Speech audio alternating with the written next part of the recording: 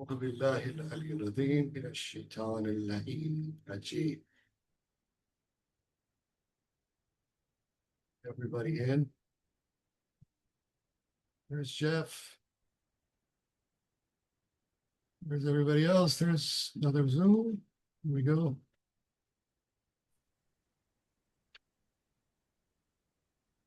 Son.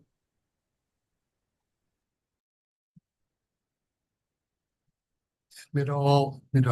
Barry. Say.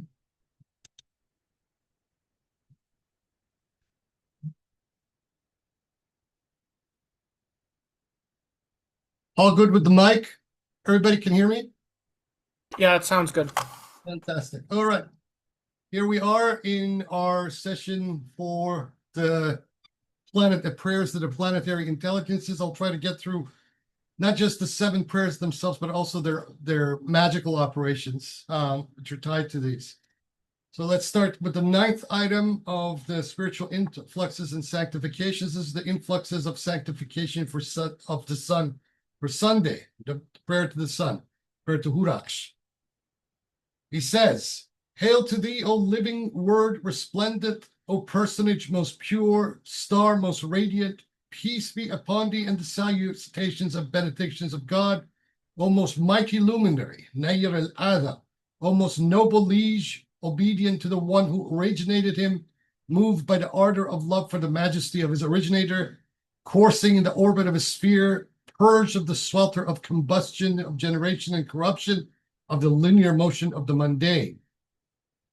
Thou art Huraksh, the intense, the vanquisher of gloom, the chief of the world, the king of the stars, the sovereign of the celestial persons, the author of the day by the command of God Most High, the possessor of the necks of embodied lights by the power of the obeyed God, the luminous orb, the dazzling, the radiant, the knower, the wise, the sagacious, the most great. The offsprings of holiness are from the veiled lights, and thou art the vicegerent delight of the light in the world of bodies. Thy light is from a light that culminateth in its light, and thy victory is a victory that culminateth in its victory. Thou art a similitude of its greatness, an exemplar from among the exemplars of its splendor, and a proof over its servants. To whomsoever thou bestowest thy light upon their bodily forms, they shine, and whomsoever thou makest fortunate by the potency of God, they become blessed. Thou conferrest thy light upon the stars, yet takest not from them. Thou clotheth them with the brightness and illumination. Glory be to the one who fashioned thee and illumined thee, who moved thee in yearning for its majesty, who enshrined thee in the 4th heaven, who fixed thee in the midst of the cosmic order. I beseech thee, O Father, resplendent with suzerainty and awe, principle of the succession of days and the passage of seasons, to supplicate in turn to the one who unfolds the brilliance of thy rational soul that orients thy Father, thy cause, thy beloved, the originator of thy movement, of whom thou art the shadow and talismanic theurgy, and all the victorial lights, al-anwar al-qahira, the intelligences divested of matter, that they may pose the entreaty befitting the realm of sempiternity, unadulterated from change and renewal, namely their Father and their cause, the most proximate light, the most august originator, the universal intellect, the first and most mighty cause. May he too supplicate his own God, the God of gods, the light of lights, the ultimate of causes, the first of the first, the architect of the worlds, the originator of all, the peerless self-subsisting, the God of every intellect and every soul, of every body, whether ethereal or elemental, whether simple or composite, all established upon the most perfect and consummate order. God, the unique, the necessary being by its suzerainty, may it irradiate my soul with the sanctified flashes, the divine sciences, and the celestial virtues. May it number me amongst those who belong to it, preserve me from the afflictions of soul and body, and grant victory to the people of light and illumination. Bless them and us together, sanctify them and us unto post-eternity. Next one. Influx of sanctification of Monday for the moon. Love is thine, and upon thee be the peace of God, O great liege, gracious Sikandar of the exalted sphere.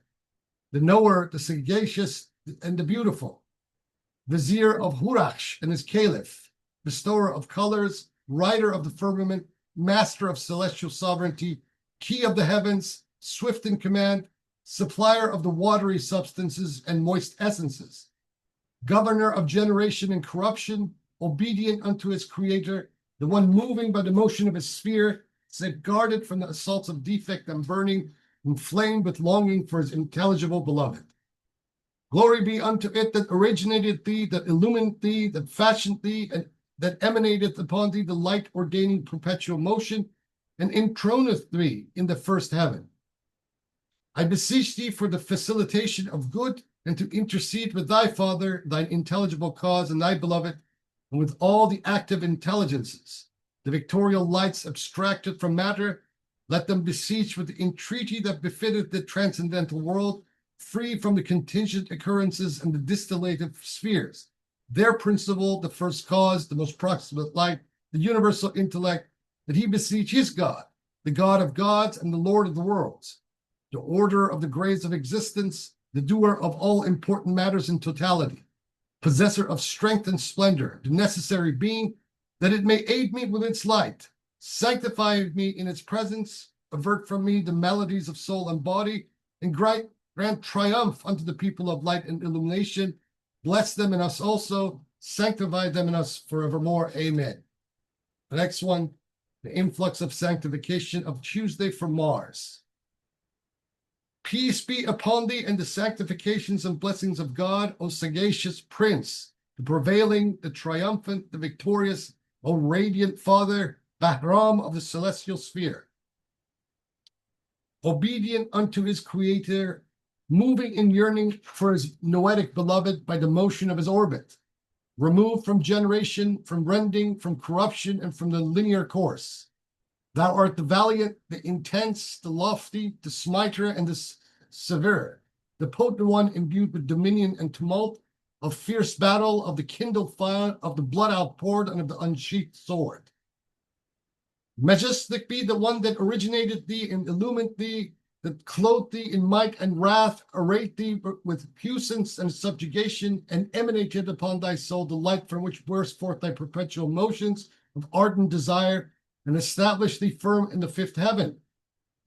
I beseech thee, subdue the enemies of the truth, and intercede with thy Father and with thy cause and with thy beloved, the victorious light, and all the victorial lights most proximate, the intelligences abstracted from matter, that they may supplicate their Father and their cause, the first cause, the universal intellect, with a query befitting the holy intelligences sanctified from change.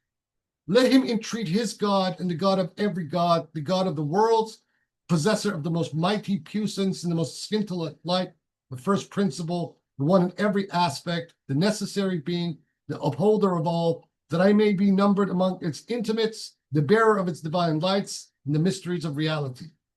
I make triumphant the people of light and illumination, bless them and us also, sanctify them and us forever and ever. Amen. Next one, the influxes of sanctification of Wednesday for Mercury. Honor and laudation be thine, and upon thee be the peace of God, O great sagacious liege, gracious Father Farzan of the celestial sphere, the learned and the doer, the excellent, the speaking and the truthful, the scribe of the heavens, the knower of the states of the world, the master of marvels, the keeper of secrets and wonders, the treasurer of the subtle sciences, the recipient of remembrance imparted from afar unto the lords of the stars according to their natures, the emanator of intelligence, of cunning, and of discernment, the obedient to his originator, the one moved by the motion of his sphere, purged of receptivity to rupture, corruption, and linear motion, inflamed and longing for his holy beloved. Exalted be thy originator, thy illuminator, thy governor, and thy inspirer, who emanated upon thee the light that ordaineth perpetual motion, and set thee in the second heaven. I beseech thee, ease the way of luminous rectitude, and intercede with thy cause and thy beloved, the victorious noetic light, and with the separate intelligences, the exalted lights abstracted from materia, that they may entreat the noetic realm transcending change, their Father and their principle, the first most noble cause, the universal intellect. Let him likewise entreat the originator of all, the upholder of every quiddity, the light of the light, the necessary being, the God of the worlds, the cause of causes, that it may illumine my soul, draw me nigh unto it, converse with me, turn away from me the veils of this world and the hereafter, give victory unto the people of light and illumination, bless them and us also, sanctify them and us forever. Amen. Next one. Influx of sanctification of Thursday for Jupiter. Sanctify and peace be thine, and from thee upon the pure souls, O noble liege, august Hormuz of the celestial sphere, mighty in station, progenitor of blessings, mediator of beneficence, magnified of soul, merciful Father, great and generous, triumphant and blessed, the great benefic, resplendent and scintillant, master of knowledge and wisdom, justice and virtues, of beautiful morals and lofty qualities, mighty in resolve and gracious admonition, obedient to his originator, moving in the yearning of his noetic beloved by the motion of his sphere, safeguarded against rupture, generation, corruption, and the linear course. Glory be to thy originator and the originator of all, the illuminator of all, the one who makes thee auspicious and moves thee with supreme yearning and ardent love. From thy ardor arises thy perpetual motions, steadfast, beneficent, profitable, and enduring, established in goodness, grace, and felicity, and which has fixed thy dwelling in the lofty station of the sixth heaven. I beseech thee for happiness in both abodes, and I entreat thee, O blessed Father, emanator of justice, that thou beseechest thy Father, thy cause, and thy beloved, the victorious noetic light, the separate, imbued with yearning and abundance, and the totality of the separate, most proximate intelligences, abstracted from the stain of universal matter, Hayullah, and its attachments, that they may beseech with the entreaty befitting the holy sempiternal realm free of change, their Father and their cause, the first cause, the most proximate light, universal intellect, that in the same fashion he entreat his God and the God of gods, the Lord of the worlds, the light of lights, the governor of all that evolves, imbued with the brightest splendor, the most victorious light, the loftiest nobility, the originator of all, the giver of life, the necessary being, mighty in its affair, that it may number me amongst its proximate ones, among the bearers of its divine lights, among the knowers of its mysteries, that it may turn aside from me the maladies of soul and body, that it may grant triumph to the people of light and illumination, bless them and us also, sanctify them and us unto the eternity of all aeons. Amen. Next one, the sanctification, the influx of sanctification of Friday for Venus. Unto thee belongeth the hallowing and the laudation, and upon thee be peace, O Lady of the Pleiades, wise and active, O Orman of the celestial sphere. Glowing, auspicious, noble, fair of countenance, possessor of light, adored, and of brilliance beloved, of gentleness, of adornment, of gladness, of beauty, of fragrance, of harmony, of love, and blessing. Obedient unto her originator, moving in the yearning for her holy beloved, parting forth by the orbit of her own sphere, innocent of rent, of blemish, of corruption, or movement, and thy enlightener, thy governor, and thy mover most high in longing and in love, from whose yearning were stirred thy harmonious and beneficent motions, and who appointed for thee thy dwelling in the third heaven. I beseech thee for the felicity of both sides, and that thou entreat thy Father and thy simple noetic cause, that he entreat his Father and his cause, that they entreat their Father and their cause, the first most exceptional cause, the universal intellect, an entreaty befitting the transcendental realm of sempiternity, which is exalted above occurrences and alteration, that he entreat the first principle, the necessary being, the God of gods, the upholder of the whole, the essence of essences, that he may illumine my soul, make smooth my affair, bring me nigh unto it, and aid the people of light and illumination, and bless them and us also, and sanctify them and us unto the eon of eons. Amen. Last one, which is also here in this side of the equator, is Saturday. So this is the one for today on my end. The influx of sanctification of Saturday for Saturn. Hail and sanctification be thine, and upon thee be the peace of God, O wise liege, sagacious and prevailing, obedient unto his originator, moving in yearning for his holy beloved by the motion of his sphere, exalted above the acceptance of rupture, of becoming and corruption, and of the linear course of motion, thou art Kaiwan of the celestial sphere, high in locus and state, mighty in place and measure, deep in thought, far in the ascents, majestic in aspiration, possessor of firmness and unity, of subtle doubts and profound thoughts, of immense, mighty, and towering matters. And thine is mastery and wrath. The one who originated thee originated the whole, who illumined thee and illumined the whole, and cast upon thee of the divine yearnings, whence proceed thy perpetual motions and thy stations in the supreme panorama, the seventh sphere. I beseech thee, O gracious Father, that thou entreat by the radiance of thine essence soul and by thy cause and by thy beloved, the intellect that established thee in light, and all the separate radiant noetic lights, that they entreat their Father, the universal intellect, the first and most noble cause, with a petition worthy of the transcendental intelligible world, sanctified from change and renewal, that he likewise may entreat his God, the God of gods, the God of the world, Lord of lords, mover of all, the sustainer of existence, the bestower of intellect and of life, the necessary being, that it may number me amongst those longing for it, and bestow upon me the divine lights, the grace and divine sciences, and turn from me the calamities of soul and body, and aid the people of light, and bless them, and sanctify them, and us among them, unto eternity and post-eternity. Amen. In the name of the light of lights, the first intellect and the active intellect. Amen. Imagine reading these in a church to a congregation of Christians. So here we go, the section on the operations, section number 16. He says, if you address Saturn, set its places in order, that being the degree of its exaltation or shara in Libra. After that in Aquarius, for it rejoices there. Then in Capricorn. If it is not one of these places, let it be in its dignities, such as its bound, its triplicity, or its face, or decan. Or let it be in its exaltation, or during the time of thy question, and in what follows it, the natural qualities of the moment, or direct in motion in masculine quadrant. He's giving very specific instructions about when to invoke. Beware its afflictions, the strongest being its square with Mars, its opposition, or its decline, obut. The rule in this is that this planet be strong in effect, free of malefic influences. For them it is as a man of sound temperament, not asked for a need without granting it. But if it be afflicted, combusted, or retrograde, it is like a man weary and distressed, occupied with himself apart from others. Know then, the malefics, the menaches of the planets and their benefics, the sa'adat, that you may act by them if God all high so wills. Saturn.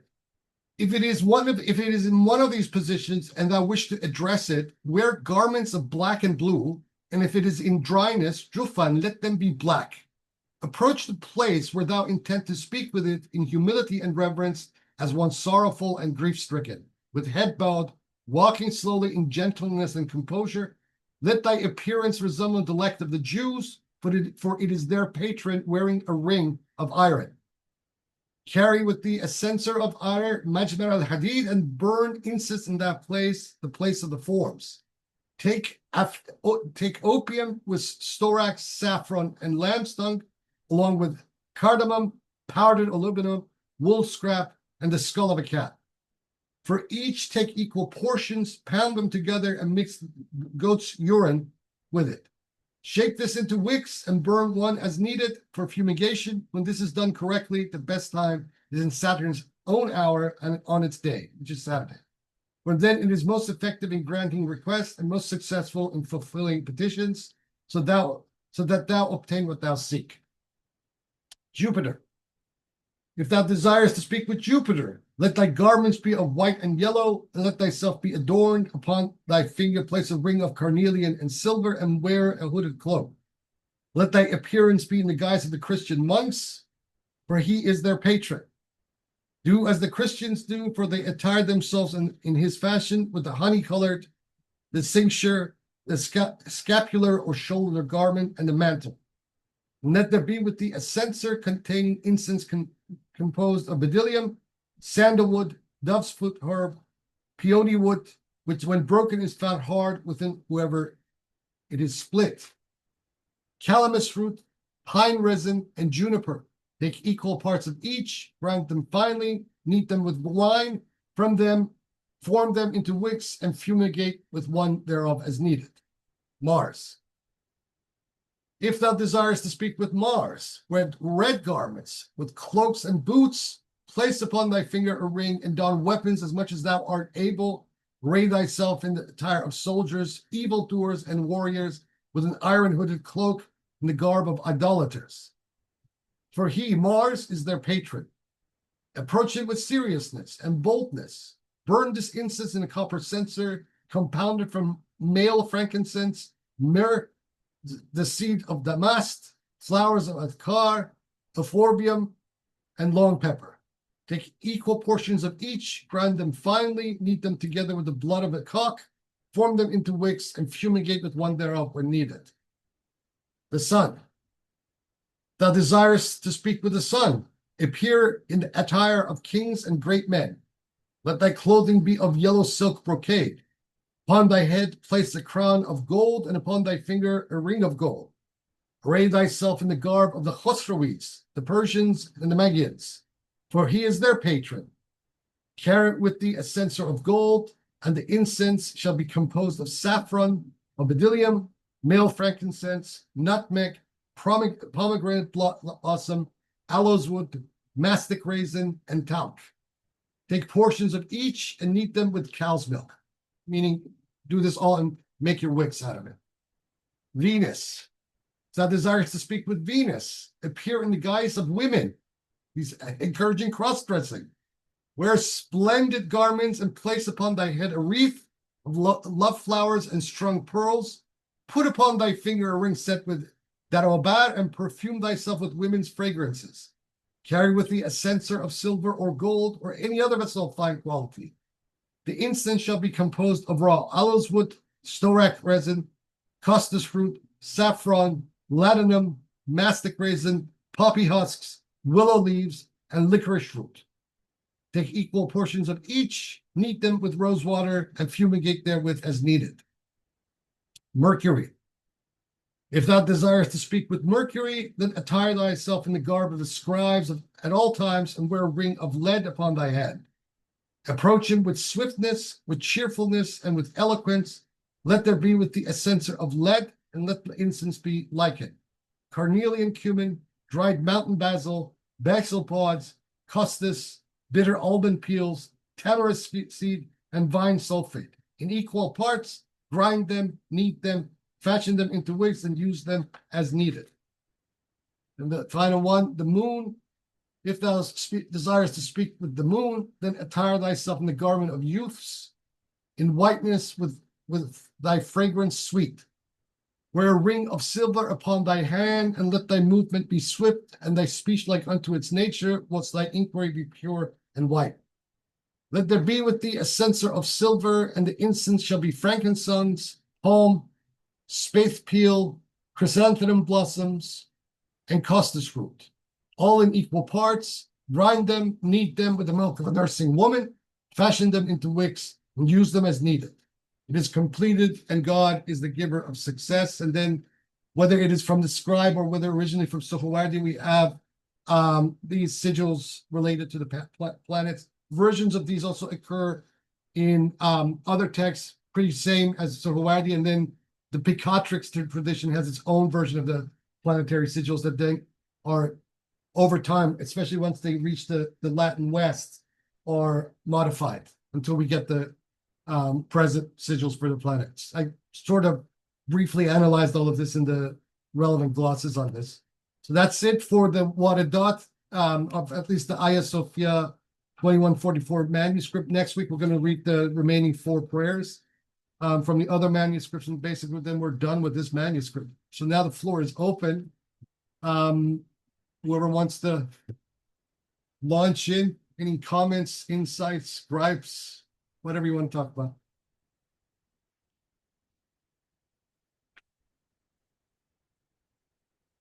You guys are all awed by this stuff.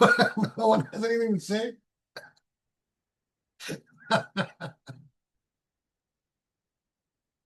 Hassan, do you want to start? Okay, but I think my colleagues here maybe are more experienced in alchemy. They would have better questions, but nevertheless, what I prepared uh, for today. Okay, the first one. It is general question. Here, every finish of the prayer, it ends with Ilahul Alihe. Yeah.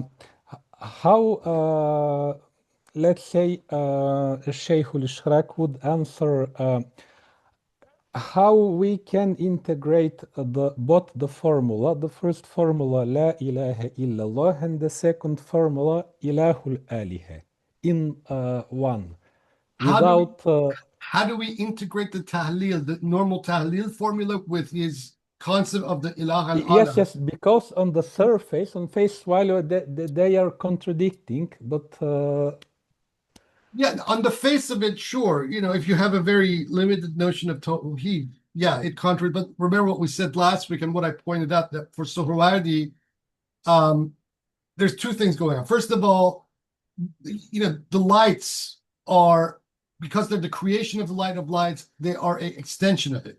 And from this is also the fact that all the lights are the light of lights, right? So we can talk about them separately, or we can talk about them as the emanations, of the light of lights itself, for whatever perspective that we're looking at.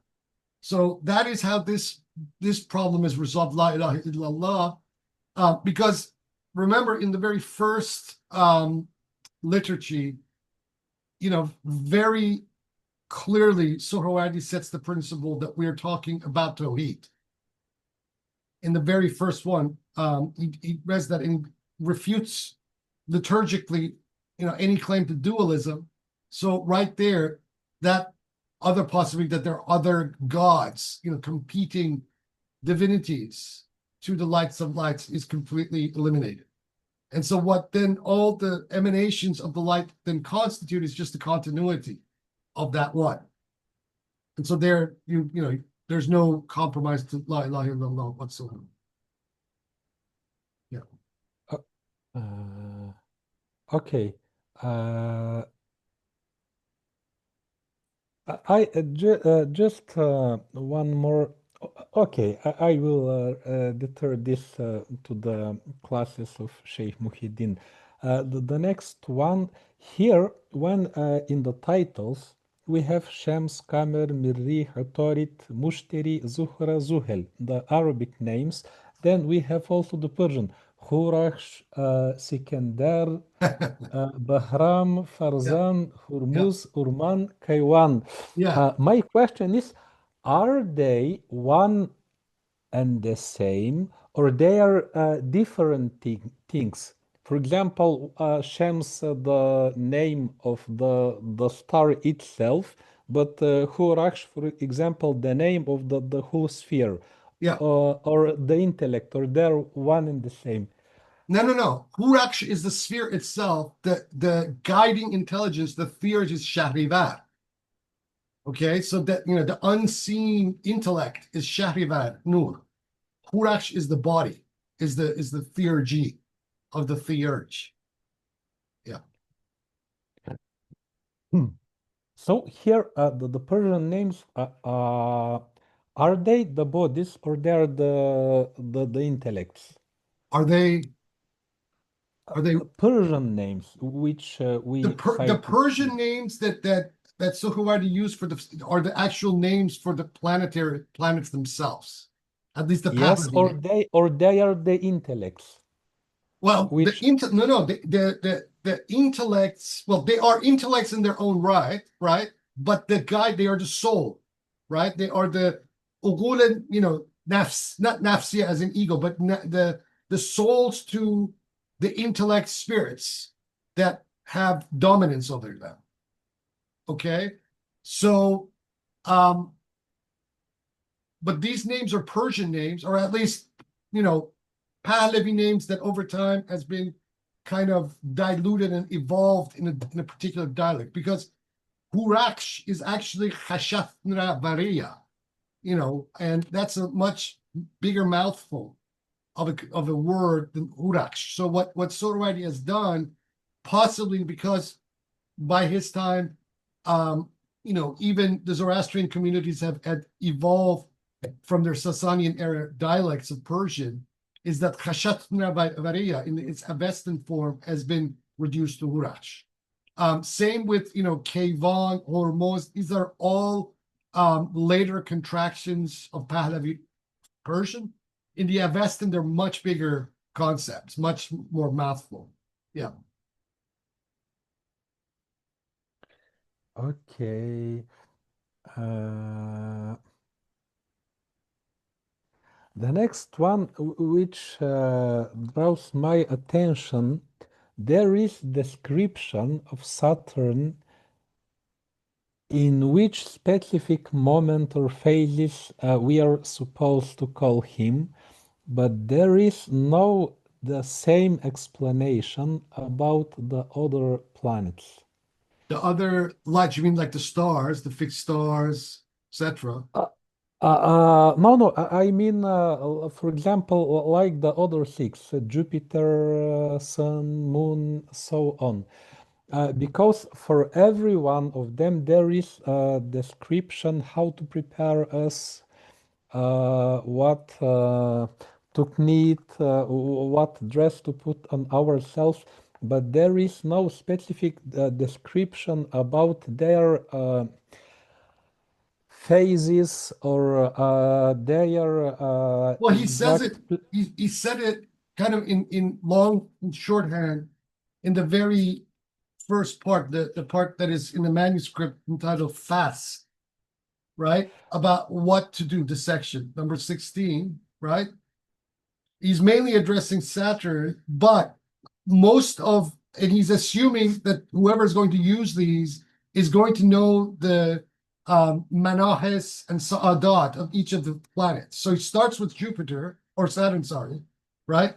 And then, so basically the principle that he sets out in section 16, the fast, is going to be exactly the same. So then, rather than him having to set this out again, he's assuming that whoever is reading this is going to go and check the various dignities and the ascendants and the declinations of the various planets and at the time, right? Because the same general principle that he mentioned about Saturn is applicable to all the other planets in their own context. Yeah. So by giving the example is setting the general rule. Yeah.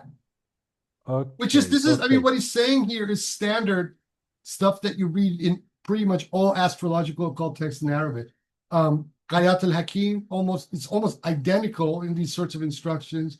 Then you find it again in Buni, in the Shams al-Ma'arif. He's making exactly the same sorts of recommendations about when to do certain operations, especially if they specifically involve planetary or stellar sorcery of any kind. Then pay attention to this. With Buni, you even have this for names. Several of the names and their squares that he sets out in that first book of the Shams al-Ma'arif, he even tells you at which particular, what is the best time to actually invoke the name. Now, I take some of the stuff that Buni says in the Shams al-Ma'arif about that with modest grains of salt, because the principle is that a name is beyond the influence of the stellar influences. It's beyond it. But with Buni, especially with the squares that he gives us for each of the names, he makes very specific recommendation. That is based on the fact that the letters of each of the names in Arabic can be attributed to the elements that can then in turn be attributed to their planetary correspondences. That's with Buni, right? But in generalities, in a basic shorthand generality, Suhrawardi is doing exactly the same thing here, but only with the first planet, with Saturn. But note something very important here. I hope you realize this. when he is giving us these instructions, both for the section and then the planet itself, he's starting with Saturn, not with the sun. Why is he doing that? Because Suhrawardi is actually implicitly following the Chaldean system of accounting the precession of the days. And so which planet comes first? In the Chaldean, Sumero-Babylonian, even the Persian system of what the first day of the week is, and it's always Saturday. Saturday is the first day of the week. It's only in the Islamic world where Sunday is the first day of the week, right? But what Suhrawardi does here, he starts the section and he's signaling, telegraphing to us as to which day he considers to be the actual first day of the week, and it's Saturday. The section, the fast describes the dignities and the indignities of Saturn, and then he jumps straight into Saturn itself twice. So twice he's instancing Saturn, which means that he considers the first day of the week to be Saturday. Okay. One more thing.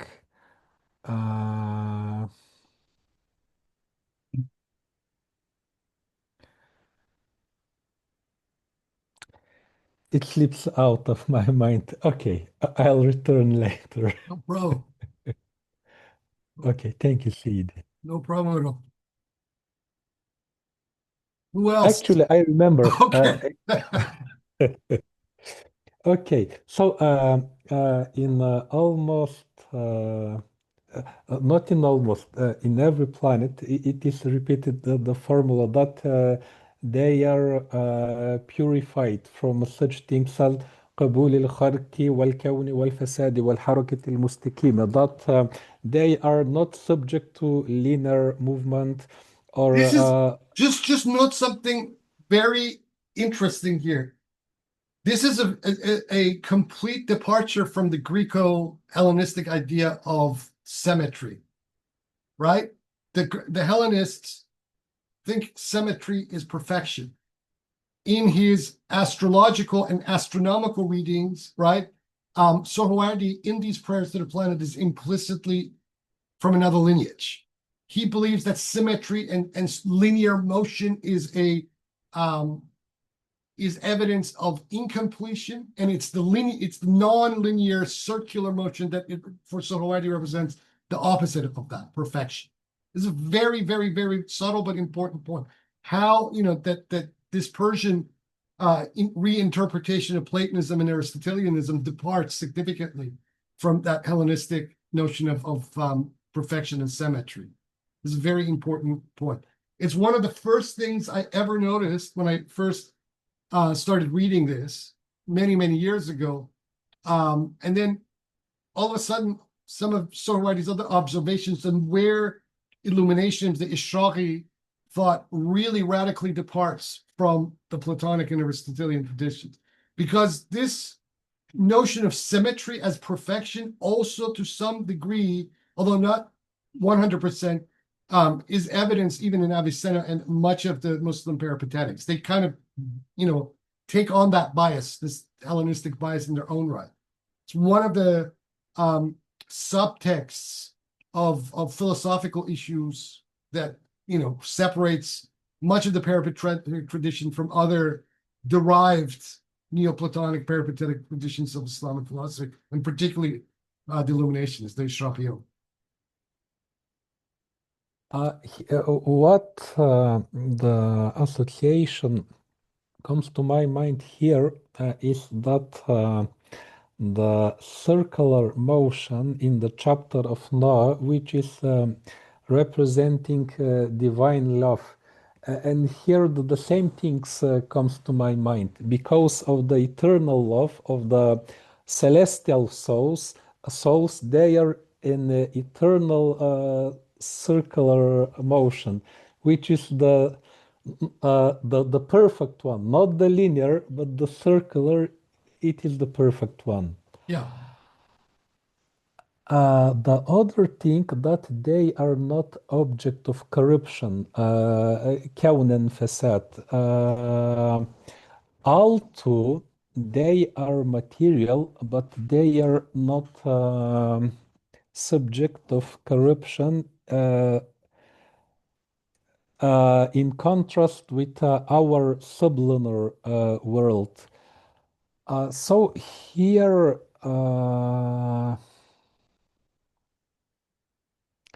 the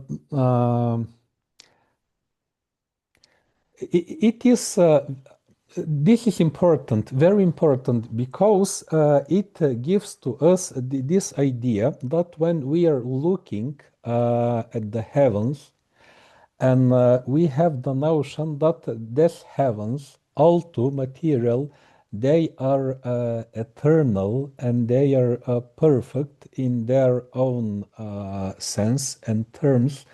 It helps us when we go one idea further to imagine the perfection and how also eternal are their souls and intellects which are not material. So the heavens are the mediary by which we understand and reach and got to the idea of the celestial souls, the pure intellects, and finally God Himself. No, the problem here is with our contemporary astronomy. They completely destroy the notion of eternal heavens. And this intermediate step is stripped from us. In your opinion, how can we compensate or find something similar which to play this role of this eternal heavens in our contemporary time and situation, which they played in the metaphysics of Suhrawardi? How do we, what do you mean? How do we reenact this kind of perspective that Suhrawardi has in a contemporary setting?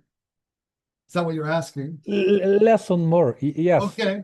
About the eternal heavens. What can we put in our time on the place of the eternal heavens, which are not subject to corruption? What is similar to it? Well, I mean, first of all, this is where I would begin. Suhrawardi's cosmology, although being materially articulated in the form of an astronomical and astrological fact in his perspective, nevertheless, even as he's imputing throughout this, is not necessarily that at all. It's imaginal with a capital I.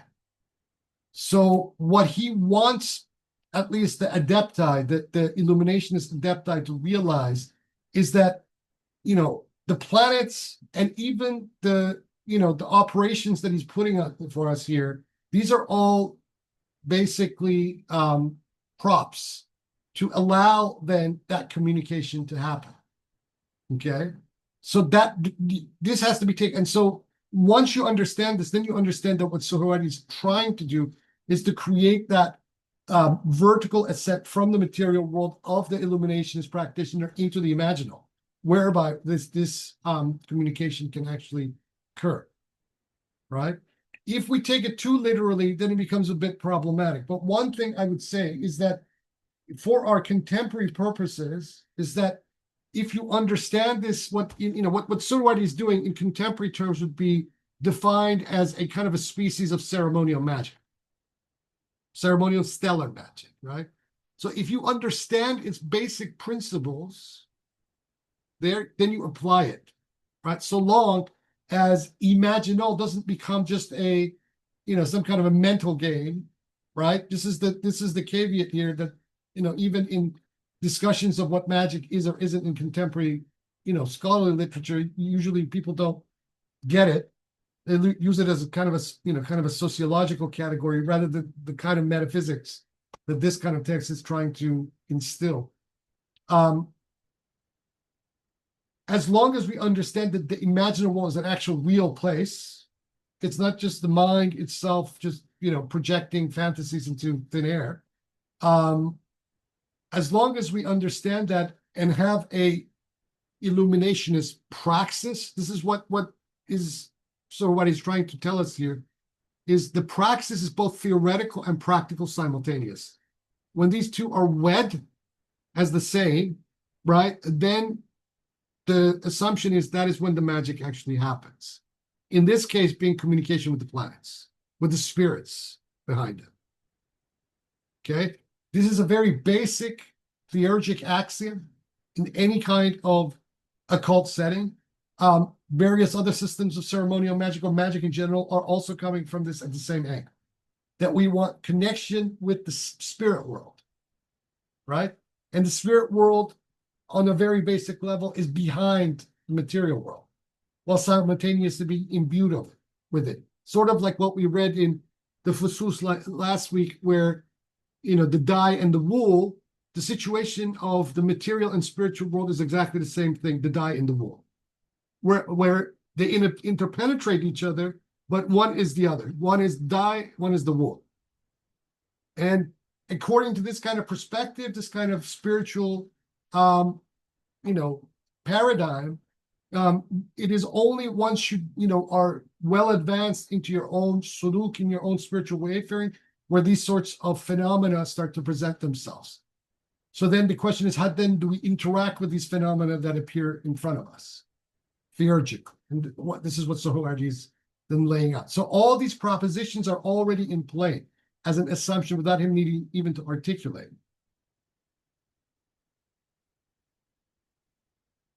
Okay, thank you very much, Saidi. Sure thing. Sure thing.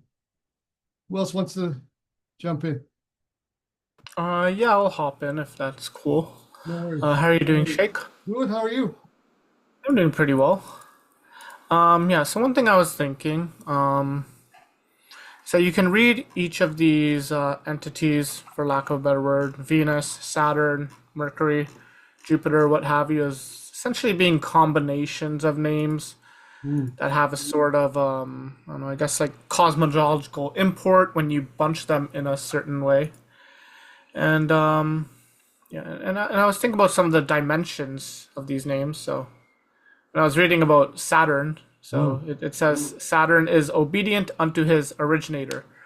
But then in the Greek story of Saturn, Saturn's not very good to his father.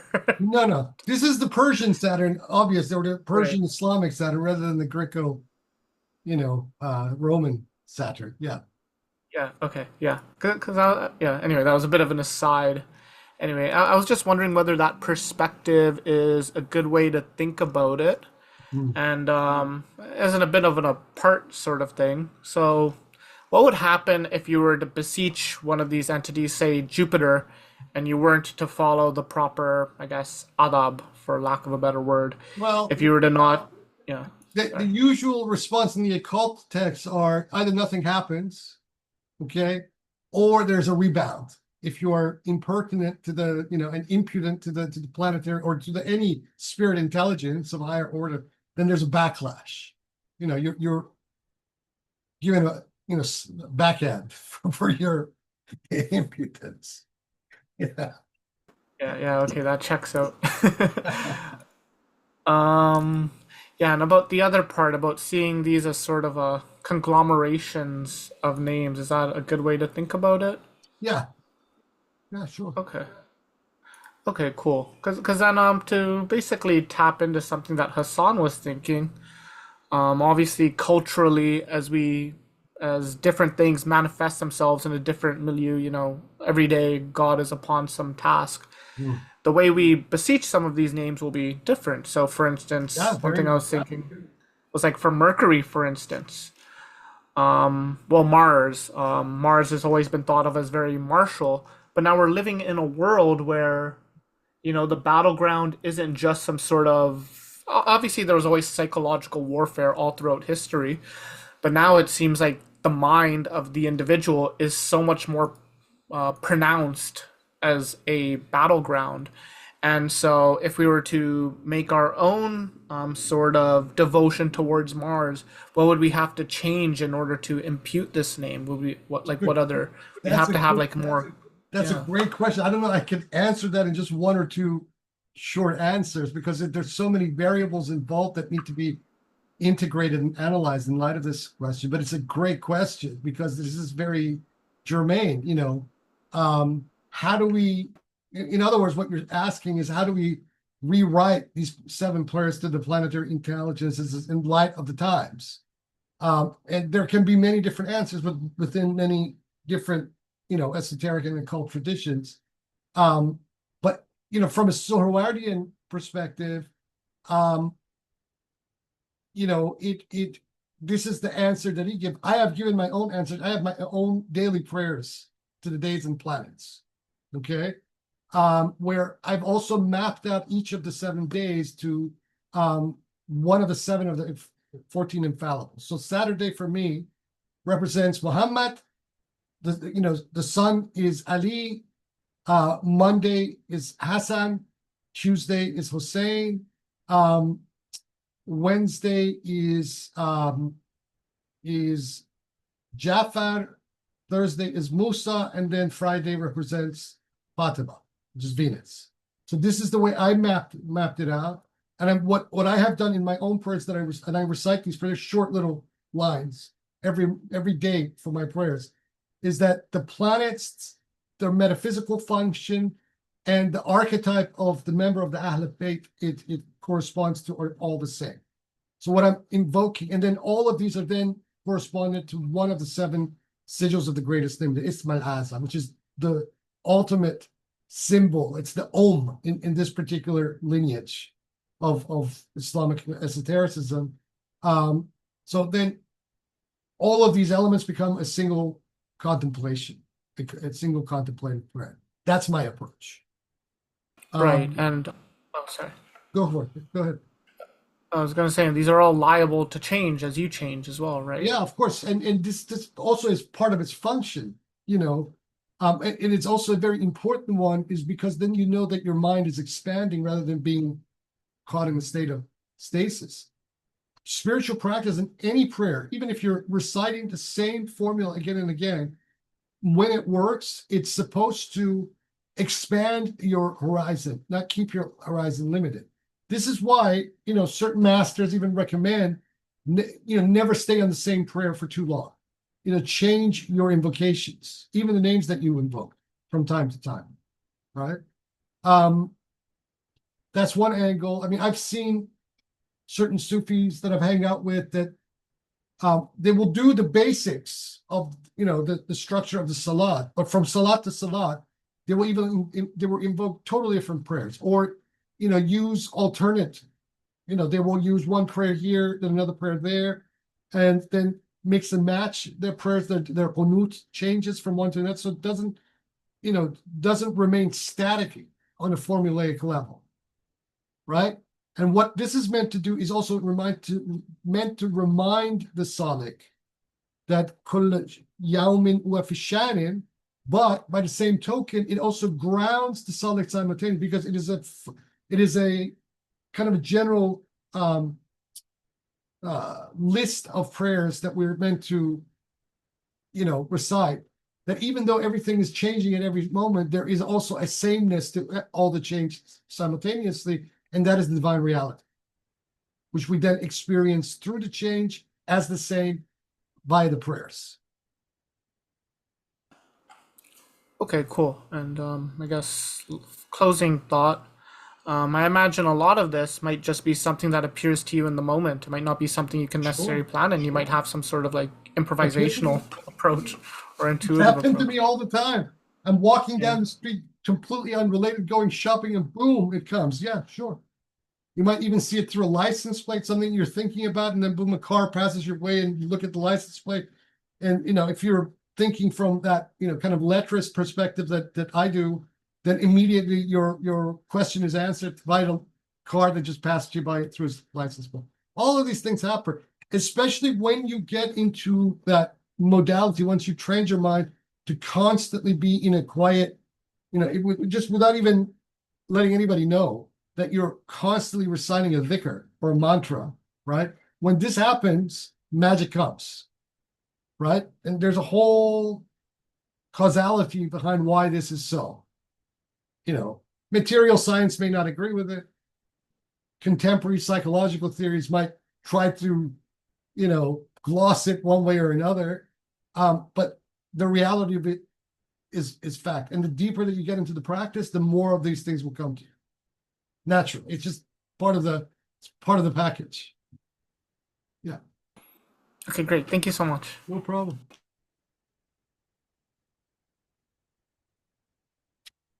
Jeff, what's saying?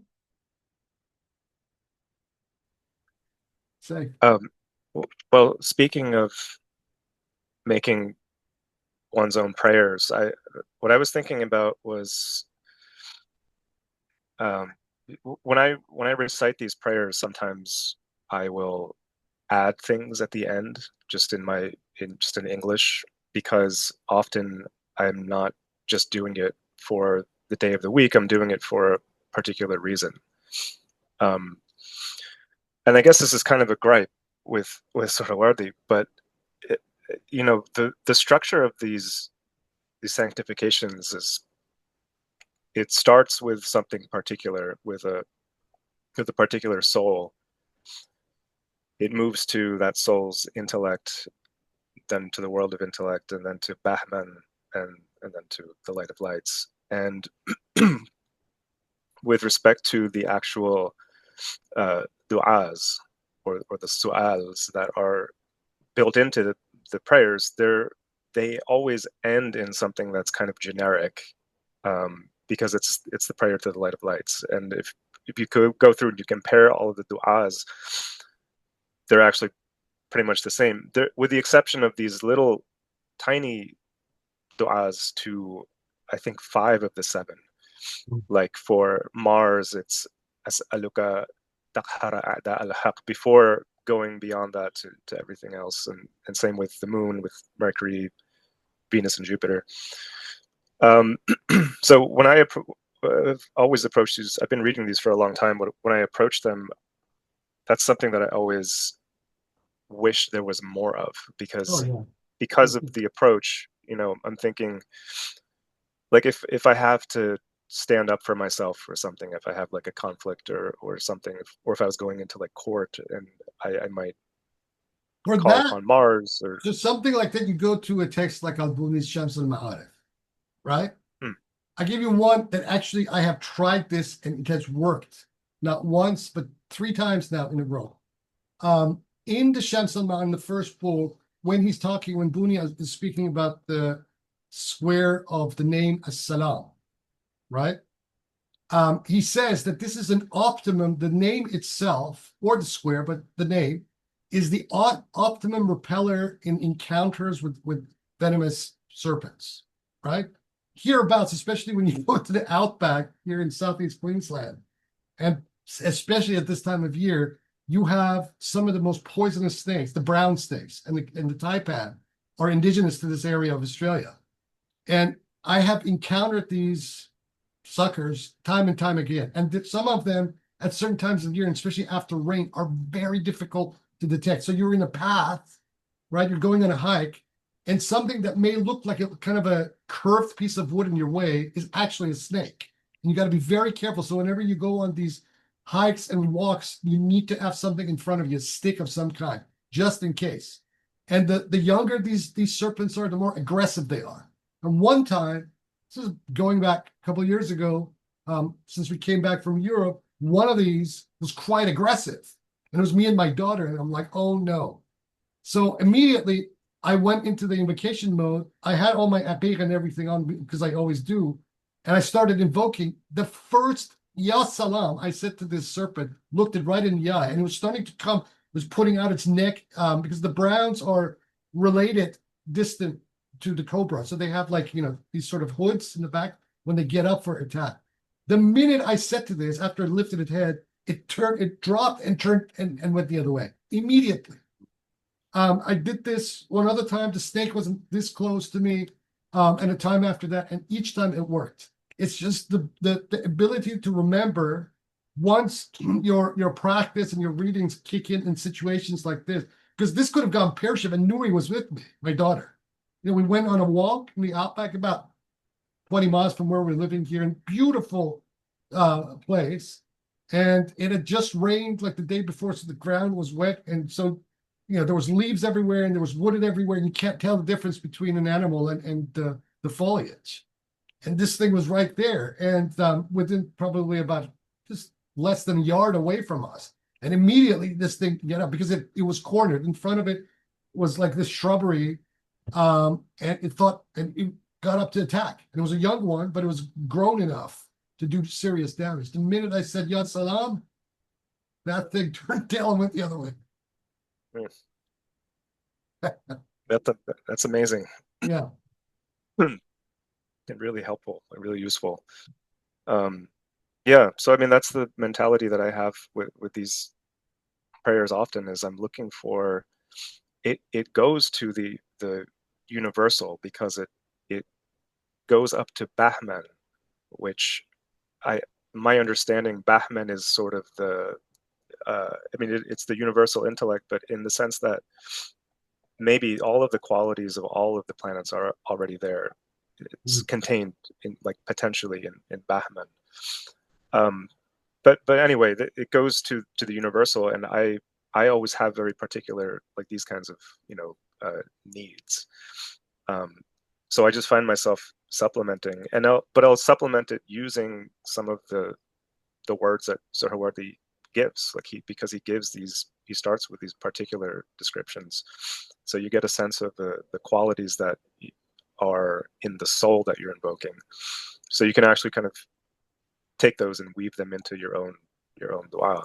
100%. I mean, this is esotericism, so one shouldn't, when it comes to texts like this, and I say this about this or even Al-Buni, one shouldn't, get into that exoteric mindset of formalizing these things, right? Because that principle of every day it is upon some new task applies, especially to this kind of material. So if you are compelled to modify, maybe follow the basic instructions about the dignities and whatnot. But overall, these things can be adapted because the spirit is is an organic intelligence too. It's not just this very static robotic intelligence, input, output. It changes. It has that emotive quality to it. So this is something, I mean, this is axiomatic to me, but with a lot of occultists, you have to remind them, not just Muslim ones, even Western ceremonial ones. They do an operation by the book. They take, for example, the Abramelin operation, the famous one, and want to do it exactly as the book says. And most often that about 99% of these people who try that operation fail. And there's reasons for that. But adaptation is an extremely important thing. This is how everything works. You adapt. Okay? You can't just take a formula, because a formula, also remember, is a insight at a particular piece of time that is put onto the text. And between that time and our time, there's been a whole trajectory of times. And each day is upon some new test. So there's a uniqueness to our moment, as there was a uniqueness in the time that insight was written down. This has to be taken aboard every time. This is one of the things about magic that a lot of people don't get. And so they try to ossify it into a formula and they fail and they wonder why. Yeah, I mean, even when I was practicing a more sort of orthodox Islamic practice, I always found I would go through the motions just so I could get to the part where I could make my own dua, because I'm like, this is where it feels real. It's so hard, I think, to step into the same form over and over again and make it feel real every single time. And there's a great darshan, a great teaching in this, about the nature of time itself and the moment, right? And in that, that's when the tasting really happens about how the spirit moves. It's very important because people have this very weird conception of what the spirit may or may not be without acknowledging the fact that spirit is moving through everything. So then how do we experience this, or how do we understand it? And these are the kind of opportunities that if one kind of gleans the proper things associated, once you get there, then you get it. And then the tasting starts to happen. And once tasting happened, in a sense, for me, it's, once you get the taste, the though, your any petty requests, oh God, give me a new girlfriend, oh God, give me that car, oh God, let me win the lottery, oh God, whatever, that starts to drop because the tasting itself becomes the goal. Yeah. One other thing that this is more of like a something that I'm not clear about. In both of the du'as or the sanctifications for Jupiter and Saturn, there's this line where it's like the other ones, except it's a little different. He says, in the one to Jupiter, he says, "Glory be to thy originator and the originator of all, the illuminator of all." And so, I don't know. He's talking about the intellect of Jupiter, but then he seems to go straight to the light of lights at the same time. He does the same thing in the prayer for Saturn. I don't. Maybe he's just. Well, he's talking. Obviously, he's talking about the Amwar al-Qahira, the theurges above the planetary spheres that lead up to Bahman, and then ultimately to the light of lights. Okay, so he's just invoking them all at once. And then I just wanted to confirm that I wasn't sure, because these sigils at the end, you say, could be added by someone else. But is it the same?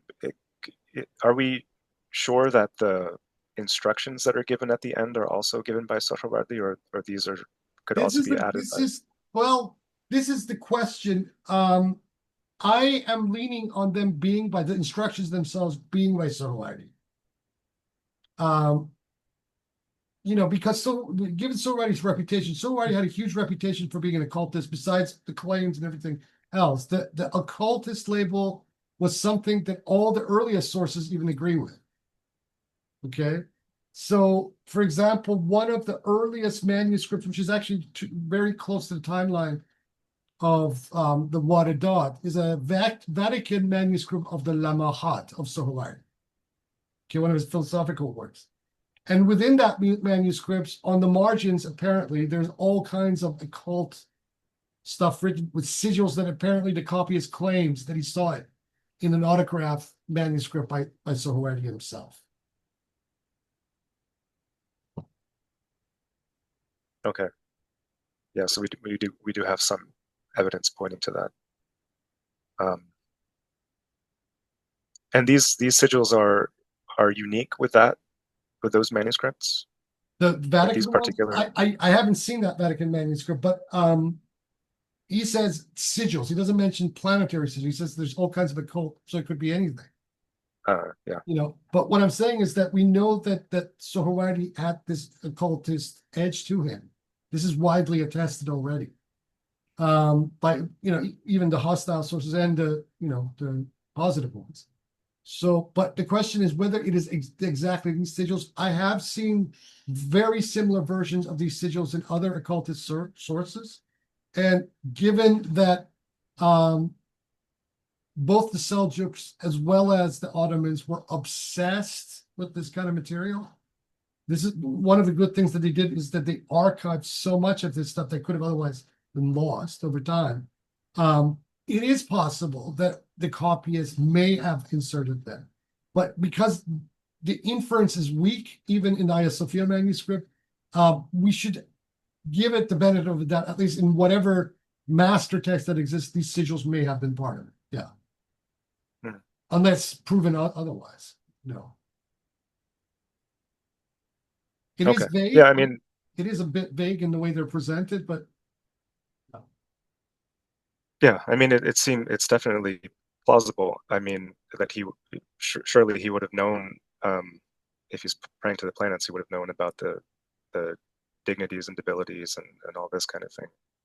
I think it was just somewhere that I read that you could get these same descriptions from like the Picatrix or very similar ones. Yeah. For that reason, it's uncertain.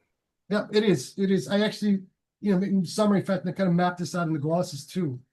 And then gave the versions that we have in standard manuscript editions of the Picatrix. Now, what is interesting is the Ayat al-Hakim was not a well circulated text in the Eastern Islamic world, right? There were other even this is even prior to the time of Al-Buni when Suhrawardi is active. There are other manuscripts, there are other texts by other authors that were written on all kinds of this stuff.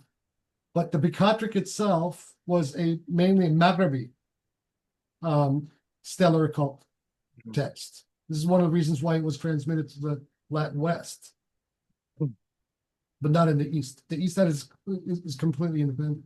That's why Buni is an interesting character, because from what we read in the Shams al-Ma'arif, although people like Noah Gardner, kind of question the authenticity of much of these recensions, whether in their, Sukhra, Wusta, and Kroba versions of the Shams al-Ma'arif.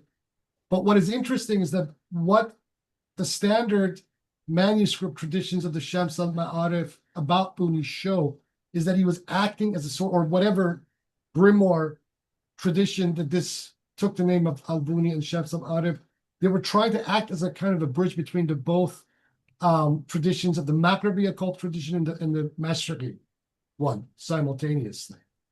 And because most of the originating manuscripts of the Shams al-Ma'arif seem to originate in Egypt, even though Al-Buni was Tunisian, and Buni himself is buried apparently in Cairo or outside of it. Then Egypt at that time, and especially throughout most of the early and late 13th century, was acting as kind of the middle ground between the Maghreb and the Mashriq.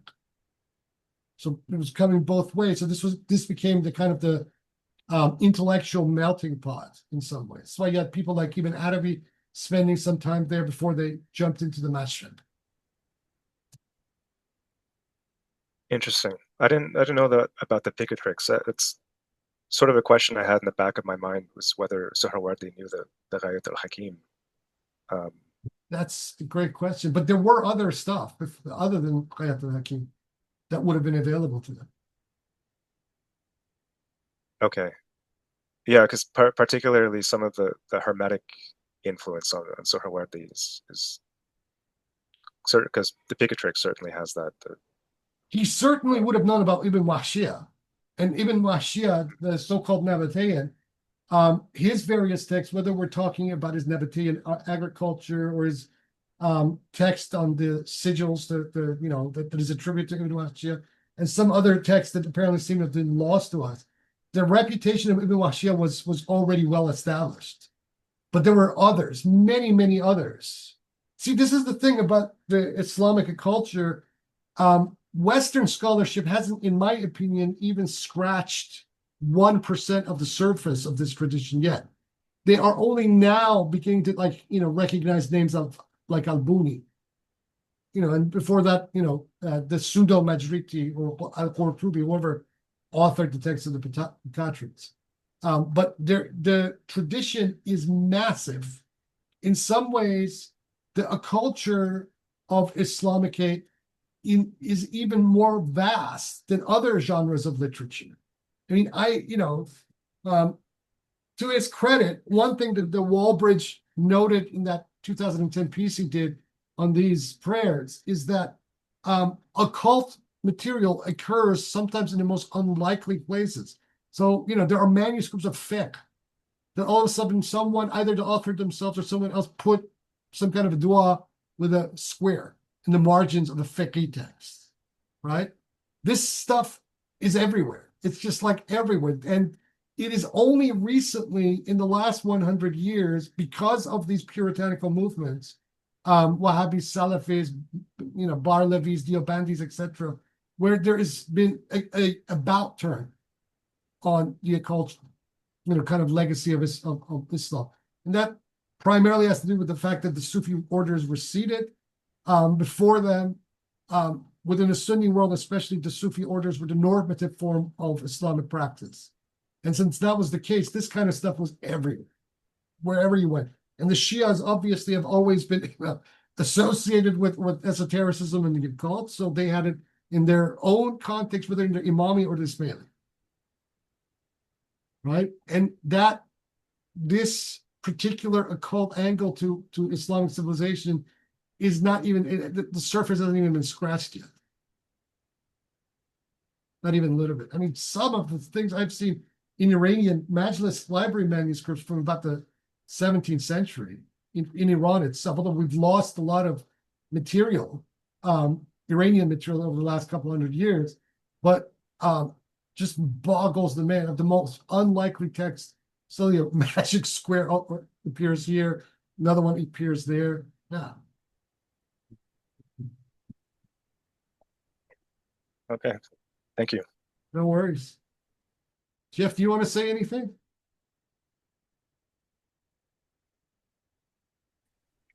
No, not particularly. I'm a little out of my league here with this particular section. I feel like an afflicted Saturn at the moment, unable to help, unable to even speak about it because, yeah, like Hassan was saying, this is beyond my expertise. I hate to even use the word expertise. I mean, you have expertise. I do not. So I appreciate things like astrology and ceremonial magic. I appreciate reading about them, but as far as having a personal praxis of these things, I'm a little out of my league there. So I haven't really been able to read your glosses yet on this section, so a lot of the terminology is still mysterious to me. So I don't have anything intelligent to say, and I think I've already said too much. So that's all I can say. No worries. No Thank worries. you. But Mary, I find it fascinating. great. Great. No worries. Mary, are you there? I'm here. What- what- I, I, that was the funniest thing I've ever heard. I feel like an afflicted Saturn. That was, Great. I'm going to use that line, Jeff. I'm stealing it. it was incredibly amusing to me. I That's have the to only say, gloss that's the only gloss I did read. Well, that was Sorry. great. Yeah, thank you. Before the Thank class. you. It came in handy. Go ahead, Mary. I've just been thinking about that question earlier about how we would update operations like this for like the modern day or from society to society, because in theory these intellectual principles, these archetypes, these planetary powers, they're not changeable in the sense that they're susceptible to corruption. Yeah. But we, or certain parts of our world that relate to them through a veil of corruption, and that kind of changes the way they manifest a little. And I was thinking about how this, how an unchangeable entity might, be adapted for context, for, this or that appearance. And I was just thinking about how we relate to these intelligences this whole time. And I was thinking, does Suhrawardi have any opinions on, say, individual favors, or like would he have related to say like a birth chart, like if the sun was in this particular zodiac or had an alignment with this particular planet, would that change the way the magician operates or relates to them, to What would him? Suhrawardi say about this? He would probably, I mean, birth charts are a very important element of Islamic astrology, and at least some of what now in these days passes off as birth chart knowledge in astrological sciences. A lot of this was developed during the Islamic era. So I think Suhrawardi would probably agree, but then he would then recommend certain practices to be able to, like, balance out any malefic influences or any imbalances in the particular practitioner, give her what are the ascendants and the declinations in a given birth chart that may be influencing a given person. Yeah. Can't hurt to be aware, right? Of course. Yeah. That's foundational for the Ishraqi philosophy, to be aware of everything. Yeah. Yeah. And I just love the way he relates, relating Venus to women makes sense to me, the beautiful sex. But then also he relates the moon to children, which I thought was a really interesting, sort of like poignant thing to like touch on, that whole wild child trope. Children are closer to nature. But it's it's nice because normally when I see occultists talk about the moon, they're very negative about it. And here he's like, "Oh, the moon loves children. It dyes the world in its colors." You know, it's a sort of it's severe still, but there's a sort of purity to the severity of the moon here that I really I love the appreciated. moon. I absolutely adore the moon. The energies of the moon activate me in such a way that is great, especially on the full moons. And it doesn't really matter which astrological sign the moon occurs in. At a full moon, I come alive magically. So yeah, I did the certain modern astrologers and even some ceremonial magicians who seem to have a problem with the moon. I don't understand why. Given, Especially in tarot, you know, Yeah. a lot of people see the moon card as like a bad card, or it's like a no, it's not a malefic bad card. card. It's actually a very good card. And actually, the lunar energies are, you know, the direct path to the underworld and just the spirit world in general. You know, Right, so, because it's the subtle force in a yes, way. It's a mediating force. yeah. Yeah, I just really liked that Suhrawardi caught on to that, and that he included this playful aspect of the moon. I thought it was very intelligent of him. It's very good stuff. Yeah. Yeah. By the way, Mary, if you're around 30 minutes after this class, we can have a face-to-face if you want. Oh, cool. Thank you Yeah. very much. Yeah. Yeah. No problem. I've been promising that for a while. Thanks. If that's all she wrote for this session, for these prayers, next week for this, we're obviously going to finish the Waradat, and there's what, 1, 2, 3, 4, 5, 6 items, short prayers. In the Arabic text, there's only one typo I found after publication. I'll point that out next week. Just one letter instead of a fa, it's a qaf.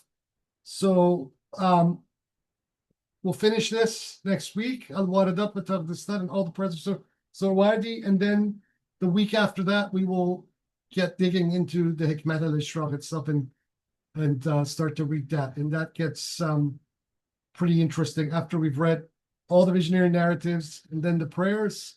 And then we jump into the Hikmat al-Ishraq. It will be an extremely interesting reading of that text. Anyway, let's leave that here for Sidi, today. if you allow me, Okay. last question.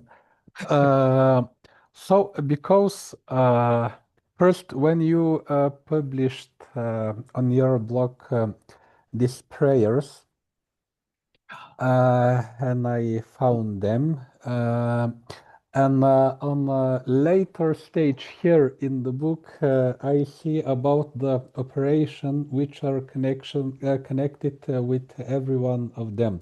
So maybe stupid question, but because I do not know virtually anything about astrology or magical operation and so on, the question is, if this instruction are not met in their fullest or at all, does it make